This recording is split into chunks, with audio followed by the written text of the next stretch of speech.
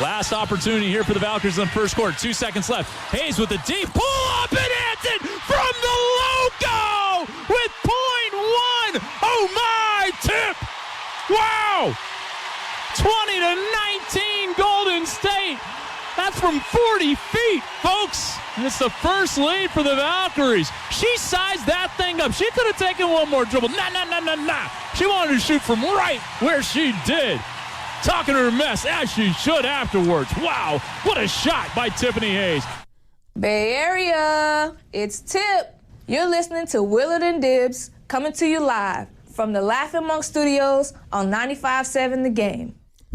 Hey, congrats, Tip. Oh, yeah. Made the playoffs. Right. Made a just inside half-court buzzer beater.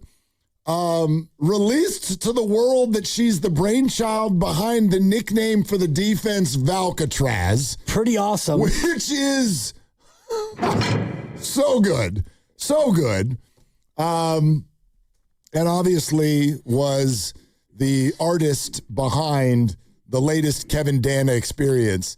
And I want to share the quickest story about how fun this was because, so I'm driving, the little guy wants to hit balls last night. So it's like, okay, can we go to McKinnis after the show in San Rafael? So sure. We hop in the car after a little dinner, and we're driving to McKinnis, and I pop the Valkyries game on.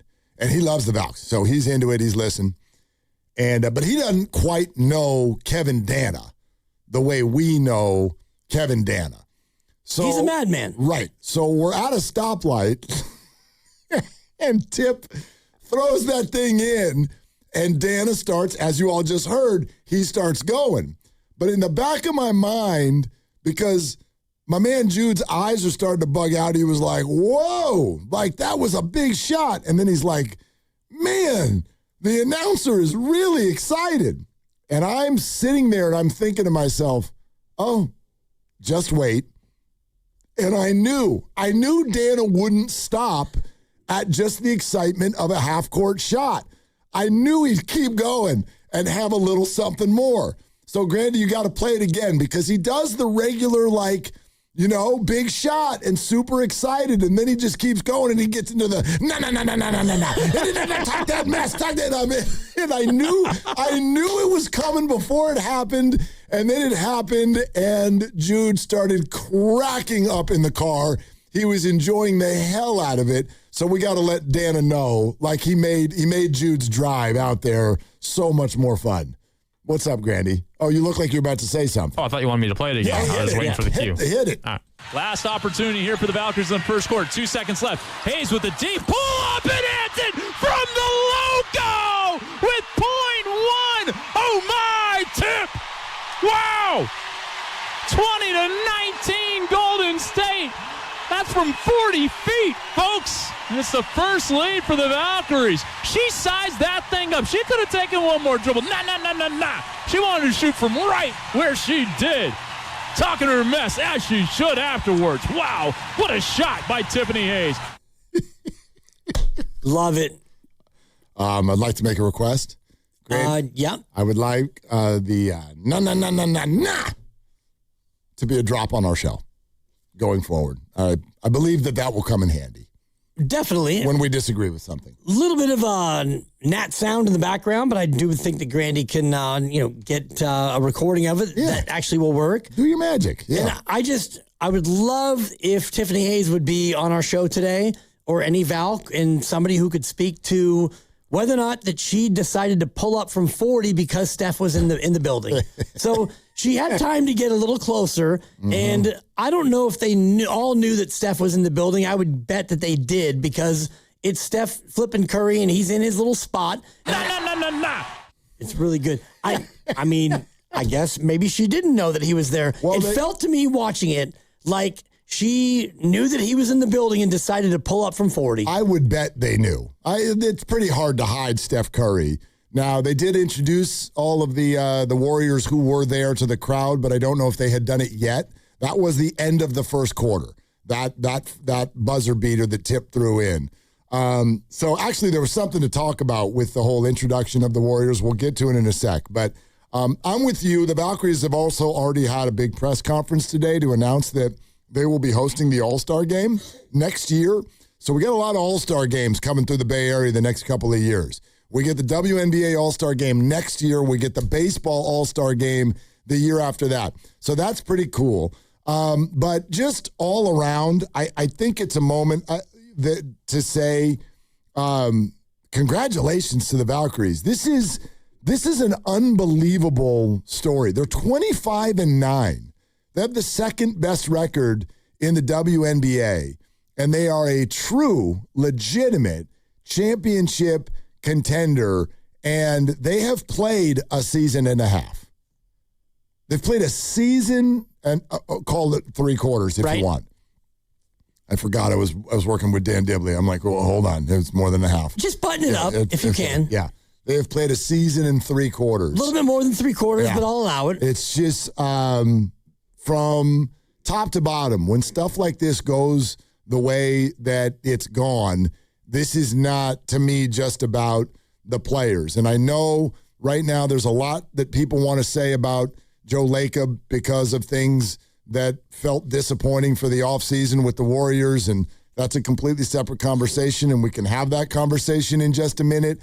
But the Valkyries, from ownership to staff to coaching to players to the free agent acquisition of Gabby in the offseason, like all of this stuff, it has been about as clean as I've ever seen an expansion situation operate in professional sports that I can ever remember. I'm trying to remember another comp that would actually match up, and it's I'm hard-pressed to do it because the first year you make the playoffs, and okay, you made the playoffs, and it's best of 3, and you were unable to even, force a third, and that's fine. You played a game down in San Jose, not ideal, but now you've got this team coming back, and you mentioned the free agent acquisition, and I can't help but think about the head coach, and I would love to get a chance to talk to Natalie Nakase on the air about her journey because she was a lightly recruited high school player. She withstood, and she actually gave the Heisman to UC Irvine,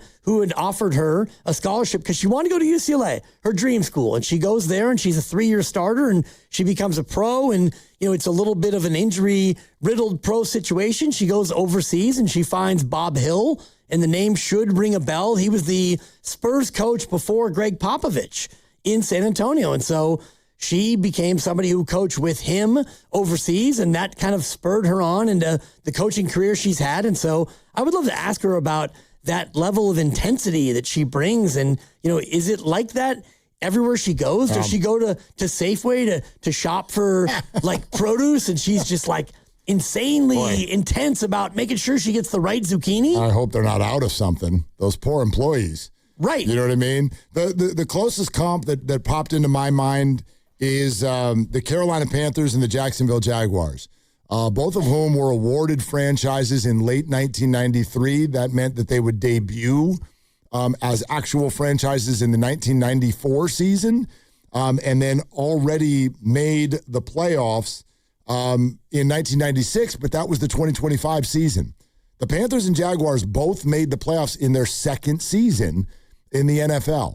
I know the Valkyries made it in their first. Comping the NFL and the WNBA, not the same, but that's the first thing that came to mind.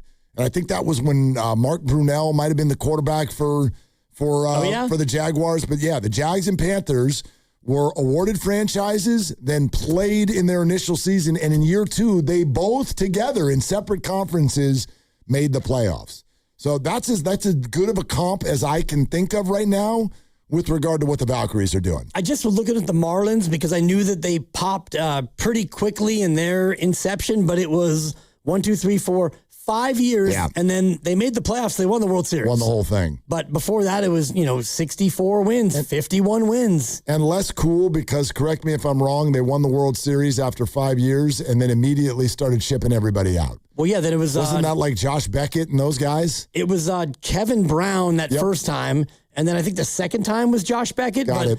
They were 4 years, and then they won the World Series, and it was 5 years, and then they won the World Series again. Mm-hmm. So Florida's a little bit of a weird anomaly where... And they did the same thing every time. They'd win the World Series and then get rid of their players. Exactly. So they won the World Series, and then actually they won 54, then 64, losing a record, and then they won the World Series. Yeah. And then it was back to, all right, strip it down and, start the whole thing over. This feels to me like something that we've never seen where, and it makes sense for us here locally because Joe Lacob, Valhalla, the organization, they sell out everything. The home court advantage is amazing. They invest in their players and their coach. And so, yeah, it makes sense that they would be good. But to go from, we're brand new, we make the playoffs, and now year 2, we might somehow get the 1 seed? I'd like to acknowledge the at least 10 of you, thank you for listening so closely, who just texted in a row, Las Vegas Golden Knights. As far as expansion, followed by immediate high-level success, that's probably, certainly in the modern era, that's probably the answer. That's probably the best answer in terms of how quickly you can be established and then compete at the very highest of levels. It's amazing. It's amazing. So everybody with the Valkyries, congratulations. And I do, and again, you sort of insinuated this a couple minutes ago. This is the way I've decided I want to say it. I do want everybody with the Valkyries organization to know a day like today, you've clinched the playoffs and announced the All-Star game. Just know the invitation is here on days like this. This is a you come get your flowers kind of day. I don't want to make it sound like it's not about us. It's not about our show or any of the other shows here on 95.7 The Game. But WNBA is still in its infancy of its current status. Like it's getting so much more attention than it used to. And obviously what has been established here in the Bay Area is incredible.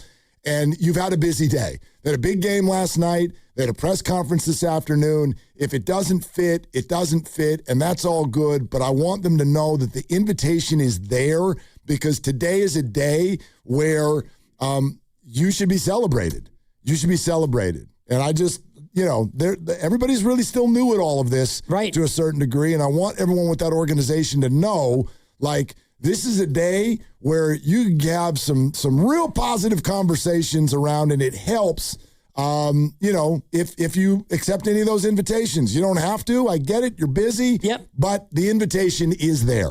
So if any of you are listening right now, Natalie, give us a call. 888-957-9570. Give us a call. Like you deserve a tremendous high five if you're involved with the Valkyries organization at all right now. Yes, and we will give you the high five whether or not you come on the show or not. And the thing about it, Mark, that I think about all the time is the people in our audience, traditional sports talk radio audience, which is it slates more toward men than women. And so some of the men in our audience, even some of the women, may still be trying to figure out the Valkyries and like when's the schedule and what's the season and, when are the playoffs and all the rest of it. And so this becomes a great time for all of us to be able to say, look, did you say 24-9? 25-9. They're 25-9. They won 6 in a row. And I think they've won 17 of 19, something ungodly like that. And so you are by far the hottest thing in town. And you and I talked about this going back to